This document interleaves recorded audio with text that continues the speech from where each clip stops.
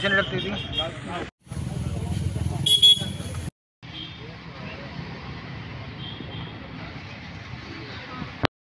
International drug abuse day.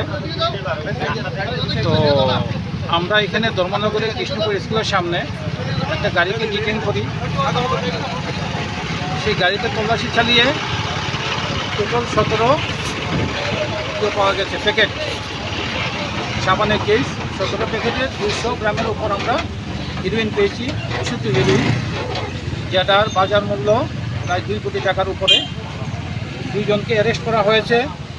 একজন জাবেদ আলী, তার বয়স 30 বছর, বাড়ি বক্সনগর। আর একজন জয়দুল হোসেন, তার বাড়িও বক্সনগর, তারও বয়স 30 বছর। আমরা যে ড্রাগ পাওয়া গেছে এটাকে সিজ করেছি, গাড়িটাকে সিজ করেছি, 2 জন আসামিকে অ্যারেস্ট করেছি। ধর্মনগর থানাতে এনডিপিএস কেসে তদন্ত চলছে। গাড়িটা কোথা থেকে এসেছিল, কোথায় যাওয়ার কথা ছিল? মিজোরাম থেকে এসেছিল এবং যতটুকু ওরা যেটা বলছে ওরা কুয়াই অথবা তেলিয়ামুড়াতে গাড়িটা শিফটিং হতো, অতটুকু অবধি তারা যেত, তারপর অন্য ড্রাইভার চলে আসতো।